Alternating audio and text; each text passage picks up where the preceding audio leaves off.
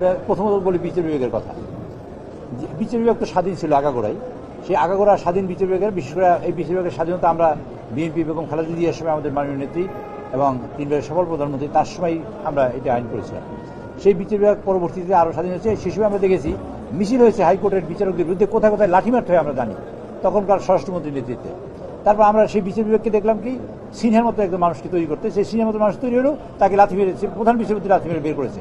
আমরা দেখলাম আমাদের প্রিয় নেত্রী বেগম খালেদা জিয়ার মানুষ সাধারণত হাইকোর্টে যায়, আপার কোর্টে যায় রিলিফ পাওয়ার জন্য। 5 বছর জেল হওয়ার পর তাকে 10 বছর জেল দেওয়া হয়েছে, হাইকোর্ট তাকে জেল দিয়েছে, তার নামে নাইতুর হয়ে।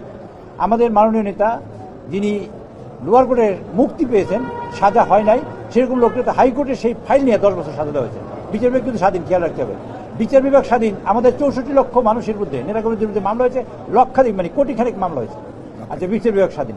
আচ্ছা, বিচার বিভাগ স্বাধীন, তখন আমরা দেখছি খায়রুল হকের জন্ম হয়েছে। খায়রুল হক বাংলাদেশে গণতন্ত্রের মানে কফিনে ব্রেক মেরেছে, সেই খায়রুল হকের জন্ম হয়েছে। আমরা দেখেছি মানিকের মতো মানুষের জন্ম হয়েছে, আমরা এইসব লোকের জন্ম হতে দেখেছি, এনায়েতুর রহিমের মতো লোকের জন্ম হতে দেখছি। কাজে তারা বলেছে তারা মানে শপথ গ্রহণকারী শপথবদ্ধ রাজনীতিবিদ, এগুলো বিচার বিভাগে আমরা দেখেছি। কাজে বিচার বিভাগ যাতে স্বাধীন থাকে, ওই রকম না হয়, এবং অটোক্রেটিক সরকারের পক্ষে মানে একেবারে উলঙ্গ এবং নোংরা দালালি না করে, তার জন্য বিচার বিভাগকে যৌক্তিক পর্যায়ে নিয়ে এসে যা করা দরকার সেইভাবেই আমরা আইনটা নিয়ে আসি, যাতে গণমানুষ এই বিচার বিভাগের সাপোর্ট পায়। মানুষের শেষ আশ্রয়স্থল হল বিচার বিভাগ। কাজে মানুষ গিয়ে বিচার বিভাগে যেন মানে ন্যায্য বিচার পায়, সেই ন্যায্য বিচারের ব্যবস্থা করেছে আজকের আইন।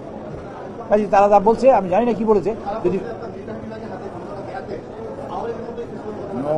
আচ্ছা নির্বাহী বিভাগের হাতে আমরা ক্ষমতা দিই নাই।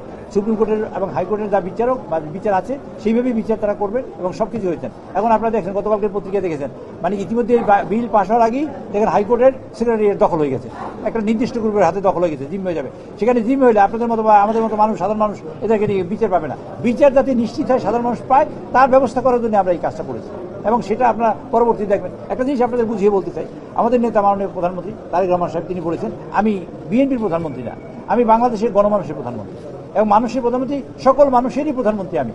যে তা আপনি দেখবেন গত 42 দিনে বাংলাদেশে একটা ক্রস ফায়ার হয়নি, প্রতিহিংসার কারণে কোনো রাজনীতিবিদ ইয়ে হয় না, অসুবিধা করেনি। আমরা তো অনেক কিছু করতে পারি, কিন্তু 42 দিনে তা আপনারা দেখেন যে কালচার আমরা সৃষ্টি করছি। আমাদের নেতা মাননীয় তারেক রহমান সাহেব যে কালচার সৃষ্টি করেছেন, রমজানের সময় তিনি ইফতারিতে দাওয়াত খেয়েছেন বিরোধী দল নেতার বাসায়, বিরোধী দল নেতার বাড়িতে গিয়েছেন নির্বাচিত হওয়ার পরে, আবার ছোটখাটো দল তাদের বাড়িতে গিয়েছেন। কাজে আমরা এই চেষ্টাটা, এই কালচারটা শো করতে চাই, আমাদের মাননীয় প্রধানমন্ত্রী করতে চাচ্ছেন, এবং আমরা প্রতিহিংসা রাজনীতি করি না, প্রতিহিংসা বর্জন করেছি। ভয়ের রাজনীতি নাই, হিংসা রাজনীতি নাই, এবং বিভাজনের রাজনীতি নাই, আর প্রতিহিংসা তো নাই। এই যে আমরা করতে চাচ্ছি বলেই তো আমরা এই কাজটা করেছি। এবার স্থানীয় সরকারের ব্যাপারে আপনাদের একটা কথা বলি, আপনারা জানবেন গত 2 বছর স্থানীয় সরকার কি ছিল, কিছু পলাতক, কিছু জীবিত, কিছু আছে, কিছু নাই, এরকম একটা 2 বছরে তারা প্রশাসন নিয়োগ করেছে, এখানে প্রশাসক ওখানে প্রশাসন নিয়োগ করেছে। আমরা এই স্ট্রিমলাইন করার জন্য মূলত আমরা একটা টেম্পোরারি একটা মানে প্রশাসক নিয়োগ করেছি, যাতে সুষ্ঠু এবং ভালোভাবে নির্বাচন করা সম্ভব। আমরা আজকে যে আইন পাশ করেছি, ভালো কথাটা বলাই উচিত, ভালো কথাটা না বললে অসুবিধা। আজকে আইনের মধ্যে আছে যে স্থানীয় সরকার নির্বাচনে কোনো মার্কা থাকবে না, প্রতীক থাকবে না, কোনো দলীয় প্রতীক থাকবে না। এটা একটা যুগান্তকারী সিদ্ধান্ত। এই যুগান্তকারী সিদ্ধান্ত নিয়েছে তারেক রহমান সাহেবের মতো লিডার থাকার কারণে নেওয়া সম্ভব হয়েছে। শেখ হাসিনার মতো লিডার থাকলে নেওয়া সম্ভব হতো। কাজে তারা নৌকা মার্কায় ভোট দিতে হইতো, এবং নৌকা মার্কা দিয়ে তার পক্ষে ভোট না দিলে বা না নামলে মানুষের চাকরি থাকতো না, অথবা হেনস্থার শিকার হতো। আজকে তা নেই।